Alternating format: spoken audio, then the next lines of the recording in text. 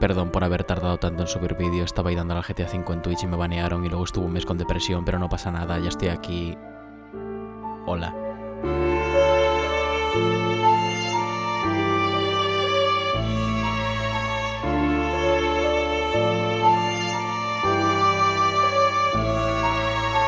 En la historia del cine hemos visto presentaciones de personajes fantásticas, poderosas, magnánimas y grandiosas. Y sí, lo cierto es que presentar a un personaje siempre es importante, sobre todo porque la primera impresión que tenemos de un personaje afecta a la forma de experimentar su arco. De hecho, las presentaciones pueden ser engañosas, pero casi siempre deben definir en el menor tiempo posible al personaje, para algo son presentaciones. Han Solo, por poner un ejemplo, se define en una sola secuencia, y es a través de un diálogo que configura su personalidad muy adecuadamente. Tenemos la presentación de Armónica en Once Upon a Time in the West, que tan solo con 2 tamaños de plano y un maldito instrumento consigue definirse como un tipo metódico, implacable y despiadado. Y como esta tenemos otras 1000. Hay grandes escenas de presentación de personajes, pero hoy quiero hablar de una que es absolutamente genial y personalmente una de mis favoritas. La primera aparición del Capitán Jack Sparrow.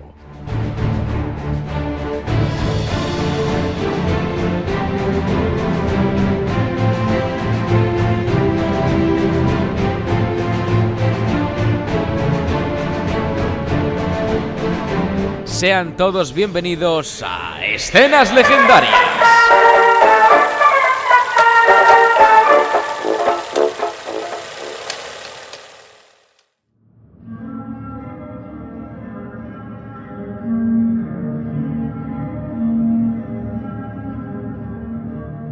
Cuando se define un personaje se ha de configurar su arco, su rol y sus motivaciones. Estas 3 cualidades son importantísimas para la historia en general, pero hay algo más importante para la audiencia y es el gancho del personaje. Ojo, no confundamos con el gancho narrativo. El gancho es el término que determina cuánto nos atrae o interesa a un personaje desde su primera aparición. Tiene que atraernos, tiene que pillarnos por banda y dejarnos claro que es el puto amo. O que es un loser, y no tiene que ser a través de una frase épica. Es más, cuando un personaje no tiene diálogos y es muy misterioso, está siendo definido, como una persona callada o muy introspectiva. Cualquier acción que lleve a cabo cualquier personaje va a definirlo queramos o no. El mérito de definir a un personaje está en reducir los recursos narrativos a la unidad más mínima, y ese es el caso de Jack Sparrow. Es obvio que el protagonista de Piratas del Caribe no es Jack, casi siempre lo son Will y Elizabeth, y en algunas ocasiones el rol de antagonistas como Davy Jones o Barbosa son más importantes. Pero Jack Sparrow es, nos guste o no, el personaje más memorable e icónico de la saga. Es la imagen de Piratas del Caribe, y sin él la saga pierde bastante gracia e interés. Al fin y al cabo es el pirata que representa mejor el tono de las películas. Su personalidad es muy complicada y contradictoria. Es un personaje muy difícil de definir de primeras. Sí, es un catalizador, sabemos que es hedonista y parece que carente de moral y valores éticos, pero en ciertos momentos da a entender lo contrario. Parece un idiota con delirios de grandeza, pero luego nos demuestra que es un tipo peligroso y extremadamente inteligente. Es un personaje con sus luces y sus sombras, gris, y al final esta clase de personajes son los más difíciles de desarrollar. En cambio, su presentación al principio de La Maldición de la Perla Negra es un gran acierto. Sin ningún diálogo y con una cantidad bastante escueta de planos, Gore Verbinski, el director, consigue definirlo en una secuencia formidable. Vamos a revisarla.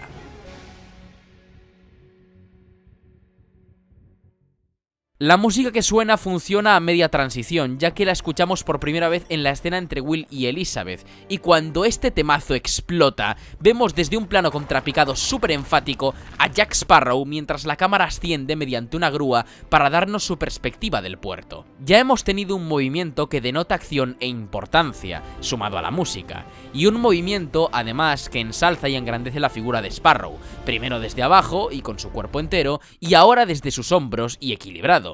Pero no se acaban los planos con movimiento, porque ahora llega un plano clave de la escena.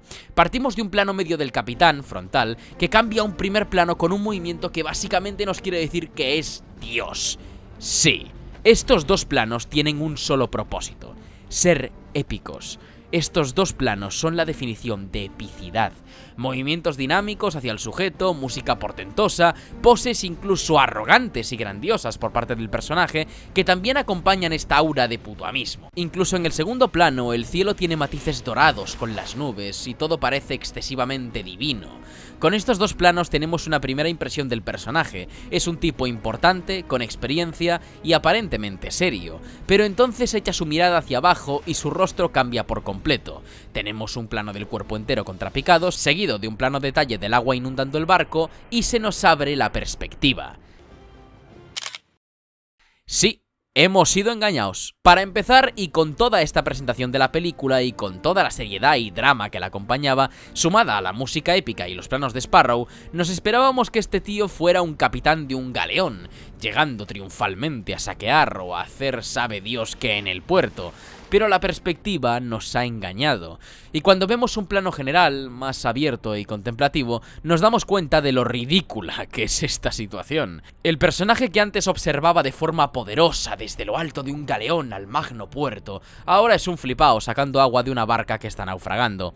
Es algo que en cine se suele hacer. Cuanto más cerca está la cámara, el dramatismo es mayor, nos involucramos más con el personaje. Cuando en cambio la tenemos muy alejada, como en este plano general, la intencionalidad es más descriptiva, no hay tanto drama y todo se vuelve más ilustrativo. Funciona como lente del entorno. La diferencia no ha sido que la película nos haya engañado, sino que la cercanía de la cámara nos ha llevado a pensar una cosa diferente de la que vemos, una fantasía realmente. Y no será el primer engaño que veamos en esta secuencia. Bueno, pues que el tipo este que nos tiene confundidísimos se va a sacar el agua de la barca, y de repente algo nos llama la atención. Varios piratas colgados.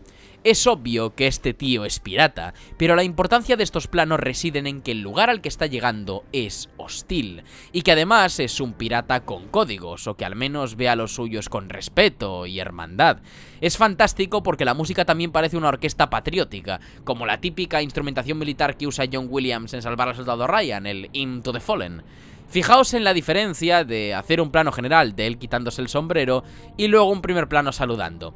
En ambos hace una señal de respeto por estos piratas, pero la impresión de ambos planos es diferente, pues cuanto más cerca está la cámara, más expresivo es el personaje y por tanto, como ya he comentado antes, todo es más dramático. Es la esencia de toda esta escena. Tenemos dos tonos enfrentados, el épico y el ridículo. El poder con el esperpento. Es un personaje guay, pero a la vez un poco cómico dentro de lo ridículo, y el broche de oro para esta presentación, que, os recuerdo, no tiene un mísero diálogo, se da en cuanto llega al puerto. Recordemos que el puerto es un lugar hostil para piratas. Con esto claro, empezamos a ver a hombres trabajando y apremiando sus suministros o lo que sea que están haciendo, pero de repente todos dejan de trabajar para observar a nuestro pirata.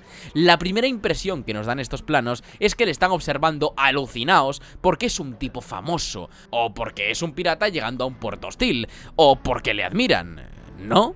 Eso es lo que podemos llegar a pensar, pero de nuevo el director, Gore Verbinski, nos engaña deliberadamente con la perspectiva. La música épica se intensifica y tenemos el plano final de esta presentación, ya que está en lo alto del mástil, y a pesar de que sea una barca pequeña, podemos intuir que es una llegada super badass por su pose corporal y porque no hay nadie a los mandos.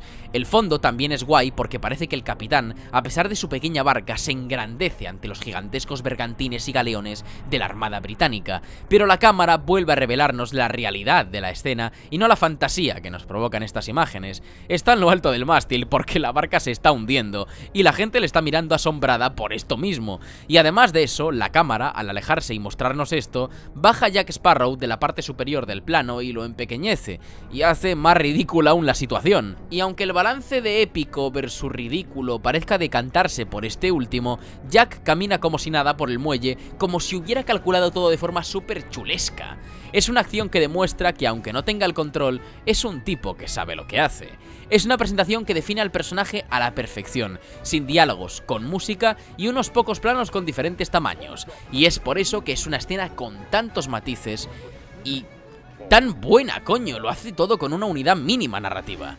Al principio pensamos que es un tío super guay, luego pasa a verse más ridículo. Se nos remarca que es un pirata con experiencia, y luego vuelve a verse guay, pero el propio plano lo desmonta, haciendo que lo veamos patético de nuevo. Pero a pesar de todo, acaba llegando al muelle como un puto jefazo. En resumen, presentación absolutamente demencial, define lo contradictorio, contrastado y a la vez matizado personaje que es Jack Sparrow, y todo acompañado de una composición magistral de Hans Zimmer y unos planos geniales de Verbinski. Resultado, escena legendaria y una de las presentaciones más recordadas y mejor ejecutadas de la historia del cine. Sin palabras de más y sin palabras de menos. Hasta aquí la escena legendaria de hoy. ¿Cuál es la próxima escena legendaria que queréis que analice? Dejad en la sección de comentarios vuestras propuestas. Siento mucho la inactividad, pero ya volvemos con las pilas recargadas. Vamos a darle duro, que estos meses se vienen muchos vídeos. Sin mucho más, me despido. Un saludo e id en paz.